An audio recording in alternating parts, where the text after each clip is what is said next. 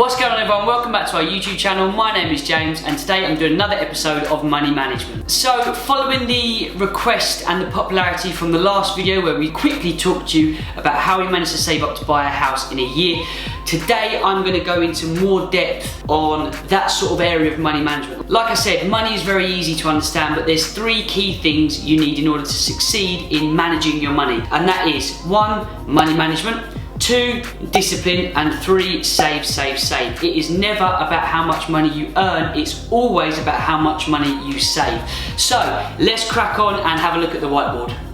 Okay, so a lot of you are going to have seen this graph that I'm about to draw on the board from the last video. The last video where we showed you how to save up for a house, that was just a quick overview on money management. This is going to go more in depth for that for the new people, and I'm going to explain things a little bit deeper on how you should split your money and why you should split your money. So I'm just going to jump straight into the video and show you why you need to manage your money better. So here's my lovely graph. So this is payday and this is the following payday. This whole money management technique and tips that I'm going to explain to you is just regarding one source of income, salaried income, because that applies to most people and it's the one that's going to add the most value to you. So let's assume, and we're going to keep the numbers small, it doesn't matter how much money you earn. Like I said, it's always about how much money you save, but I'm going to keep the numbers small just to show you and so you can understand this graph a lot better. So we're going to keep the numbers small and we're going to assume that you get paid £1,000 a month, which is only £12,000 a year. It's not very much, but it's enough to show you this graph. Okay, so what happens is, we all do it, 90% of us do it, and I used to do it and I had to go through it to learn this, is that when we get paid, we overspend. So this is payday. The time that you have the most money in your account is always payday. Let's assume we're gonna work on a yearly plan, so 12 months in a year. Let's say you are 6 months down the line and you've managed to save £100 a month so far, which is your savings goal, and you've saved £600 by month 6. The minute you get paid on month 7, your £1,000, your net worth becomes £1,600 on payday. As the month goes on, you spend, your bills come out, this and that, and by the end of the month you say, I must save £100, and at the end of the month, you have £700. You get paid again, and then the most you have in your account is £1,700. So payday is always the day in which you have the most money in your account. So this is what your spending or your bank account looks like. Payday comes, you have a huge spike in wealth. Your £1,000 has hit your account. Now, what tends to happen is people tend to overspend in the first half of every month. We all do it, we can't help ourselves. We see this money in our account looks nice and healthy, and we think, do you know what, we've survived, we need to treat ourselves. Let's treat ourselves to a night out, let's treat ourselves to a new jacket, new jeans, new shoes, a new watch, whatever it is. Or I might grab the fancy coffee today instead of having the coffee at work. Whatever it is. And what tends to happen in the first week or first 2 weeks, your spending is like this. It's a very sharp decline and a very rapid decline, and we all do it, we're all victim to it. It's only when you get to the halfway point, halfway through the month, you then go, oh my days, I've got to try and make this money last. Because what happens is, you're mentally not prepped. So when you're looking at your bank account here, you're looking at, oh, I've got more money in my account than I've ever had, it looks great. This is the first day. When you get to here, maybe a week and a half, your account is probably at 75% of what you had on payday. So you've done a couple of days, but your account still looks full. Again, you then look at your account here and you're like, well, I've got over 55%, my account still looks full. So your brain is tricked into thinking that your account looks full. It's only when you get to halfway through the month and you go, oh, I can't carry on doing what I'm doing, I need to make my money stretch. And then your brain subconsciously makes you spend money smarter. So your spending goes from huge spikes to then suddenly going a constant, nice, steady flow to payday. You actually manage your money better in this half than you do this half. Now, what I propose to people is, why don't you manage your money like this from the get-go? And it makes sense. When you saw the last video, like, wow, it all makes sense. I wish I was doing that earlier and implementing that earlier. Thanks for the great advice, because again, once you've spent and you've managed your money, you've managed to make that 40%, because you're probably at below 50% income halfway, but you make that 40% stretch all the way to payday. Payday comes, you're at zero, but what happens? You get paid, whew, huge spike, and you go, whew, I made it. Let me treat myself. Let me go out, let me do this. And that's what happens month after month with no real saving or real plan implemented. And don't worry, you shouldn't feel bad about it. We all do it. I was prime to living like this. So, what I propose to people, why don't you use the spending habits of the second half of the month from the beginning? And the only way to do that is to trick your brain. So, let's assume you get paid £12,000 a year, £1,000 a month. You need to split your money in order to trick your brain. So, this is what I propose to people of all sorts of people. You have your main account, in which your money goes into. Now, a lot of people only have one bank account. They have one bank account and a credit card, and they live off of that main account. So that's why when they see their money at 75% and they've only done a week, they go, that looks healthy. Your brain's not tricked into that, let me manage my money. So what I propose to people is, set up another account. Set up a direct debit account. So all of your direct debits come out of one account. They can come out anytime during the month, as long as you've calculated, right, this is how much comes out in bills, I need this much in that account. So what you do is, you put that much in that account and a little bit more. And this is why I'm saying, people that haven't seen this video, I'm explaining things a little bit deeper, because you trick yourself to save the money that you've actually got. So let's say your bills for the entire month are only £200, yeah? So on payday, all of this happens on payday. Not a day after, not 2 days after, a week after, 2 weeks after. You have to do this on the first day if you're serious about saving money, because like I said, discipline is a huge factor in saving money. So I'm just gonna run through this. You send on payday, straight away, you send £200 to your direct debits account. That's one account specifically for bills. That can be phone, gym, rent, TV subscription, Netflix, all your direct debits that you know are gonna come out monthly for the same amount every month goes into this account. Now this is where I'm diving a little bit deeper. What you need to do is you need to work out how much it is. So you say, right, my direct debits each month, or my bills each month, are £200, always. What you then do is, this is how you also trick yourself to save money. You say to yourself, right, so I now need to do a simple math calculation to pay 13 months of bills in 12 months. So what you do is, you divide 200 by 12.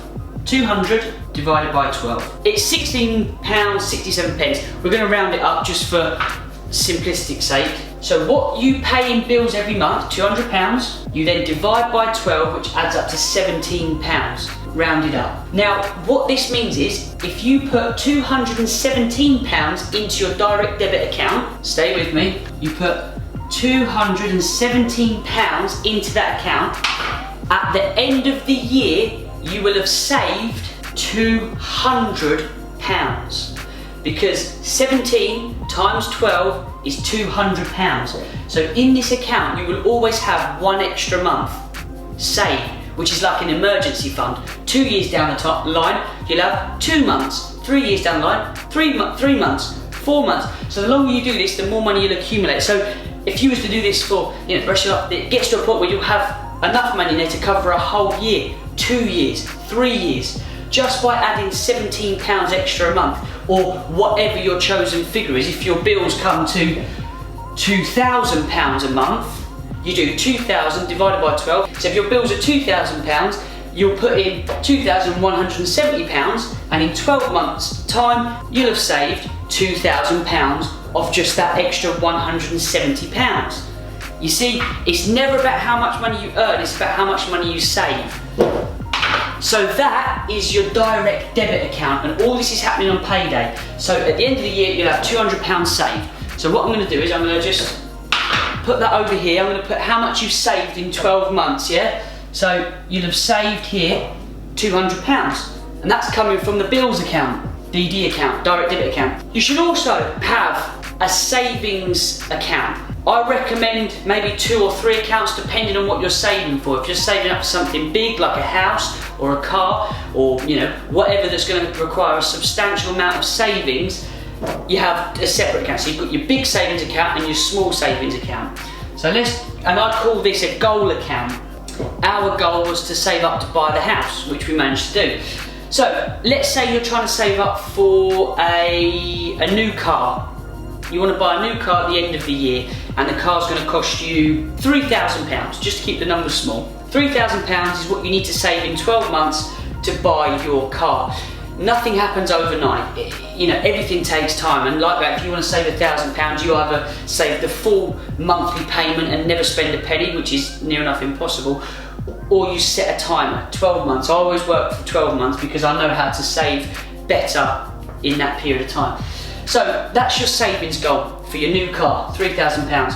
You need to now work out how much you need to save each month for the goal. So what you do is you do 3,000 divided by 12 months, 250. So you need to put £250 in here every month to buy your lovely car worth £3,000. £250 each month. Again, what I recommend again is dividing that by 12.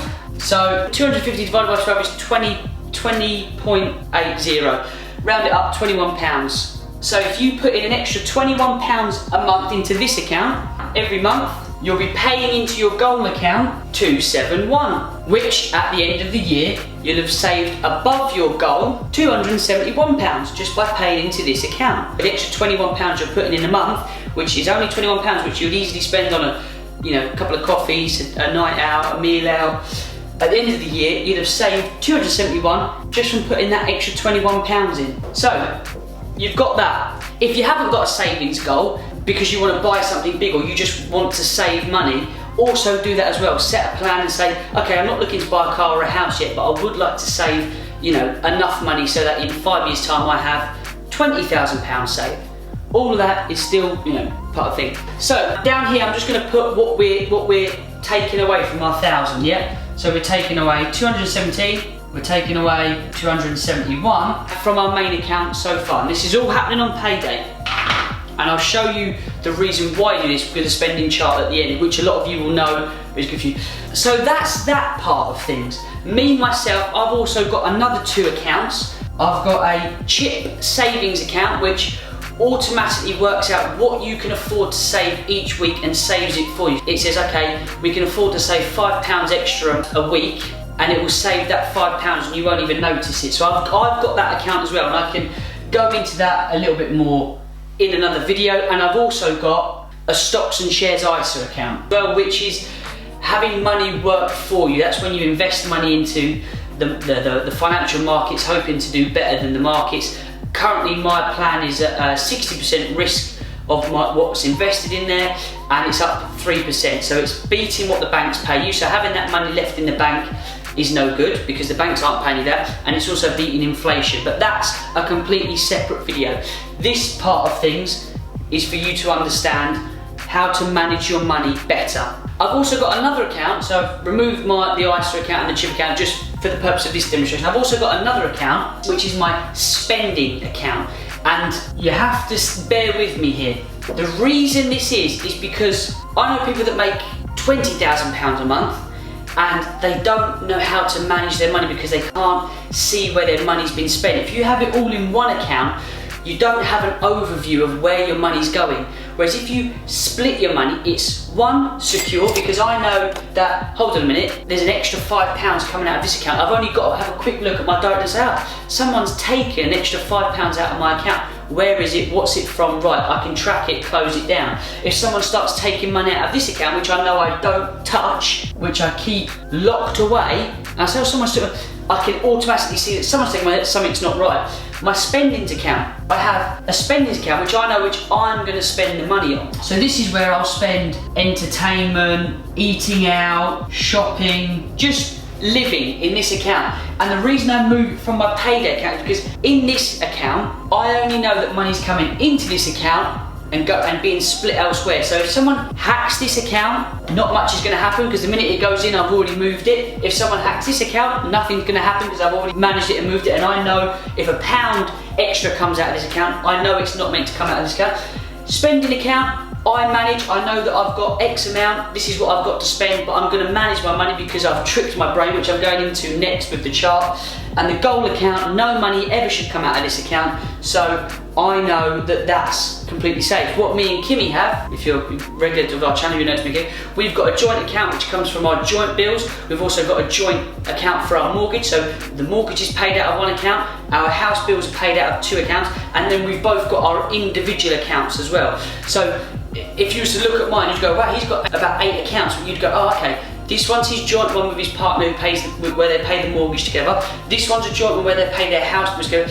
And it's just better for us to track our spending. We know in our house bills account how much we spend. We know every month how much of our property we spend. We know how much on our individual direct debits we spend. So we are able to really track and manage our money securely with a great overview just by having these multiple accounts. So the reason is, I calculate whatever I've got left. So let's add these together. So on payday, assuming someone gets paid £1,000 and your bills are this much and this much, just based off this example, I've spent or I've moved £488 from payday. Yep. So now we do 1,000 minus 488. So now we have £512 left, which goes into our spending account. So we've got £512 left for us to live on for the rest of the month. Brilliant, so we know what we've got left to live off for the end of the month. Now, let me just write down here these bits over the 12 months of what you'll save, 488. So you'll end up saving that year, just by moving your money, you'll end up saving £488, along with your £3,000 goal. So adding in your goal, you're going to end up saving that year £3,488 just by moving your money. It's very simple but very clever. So we know we've got £512 left, so let me just write that down. I'm going to clear a lot of this off. Now what happens? You've tricked your brain, because the other accounts you're not going to touch. Now instead of having in your account £1,000 on payday, you're going to have 512. So the first thing you're not going to do, like I mentioned in the other video, 500 goes, oh, let's go out this weekend, let's go out and have dinner and stuff. You're not going to go out and spend 120 quid on a night out, are you? Because you're going to go, wow, I've only got 300 and whatever left from spending 120 pounds. So what you're going to do is, you've now tricked your brain into deploying its own survival money saving tactics. You have to be disciplined and don't touch the other accounts. What your spending is going to look like is this. It's going to look like a nice, slow, steady decline. And even if you make it to payday with £0 in your account, because let's face it, do we need to spend, there's only 4 weeks in a month, so do we need to spend over £100 a week to live off, knowing that our bills are covered and we're saving towards something? You don't really need to spend that much. But even if you do make it to here, as long as you do this again the following month, move your money, manage it, you're still going to end up saving this much at the end of the year, the 3,000, because you're saving your 200 on your bill, your 271 on your bills, and your other bits. So that's right, so even if you do spend all of this in that month, it's absolutely fine, because you've deployed this tactic. You know, again, as soon as it's payday here, you're going to do all of that saving that you normally do. You're sending your £217 here, your £271 there. By the end of the year, you'll have saved up an extra £488 on top of your £3,000 that you're saving. And you can live quite a nice and comfortable life, knowing that you're not stressing and you're not tripping up on yourself and you're not worrying about things. And that is what you're doing. You're tricking your brain to go, okay, I've got to make this last the remainder of the month, instead of being like, great, I've got all this money, now spend. Oh no, now let me manage. You manage it from the get-go, because your account isn't looking as great as it did at the start, but you know yourself that you've tucked away money elsewhere. That was a little bit of a more in-depth overview on why you should do it, and I've also taught you a little bit about the extra saving method of calculating what your bills are that you pay in the month, divide that by 12, and then you end up saving 13 months in the 12 months. That's a really good trick to deploy as well. In the next video, I'm going to talk about positive cash flows and why it's always important to have a positive cash flow. The old save before you spend, budget before you buy, and understanding money in itself. Money is quite easy to understand. There's 3 ways to have a positive cash flow. 1, earn more, 2, spend less, and 3, do both. So that's another video that I'm going to go into. This one was just sort of a more in-depth overview on why you need to manage your money, along with the additional extra months savings trick. So I hope you all enjoyed the video. If you did, make sure you like, comment, share and subscribe, and we shall see you on Wednesday when it's Kimmie and I doing a 1 question video. So we shall see you then. Take care, bye.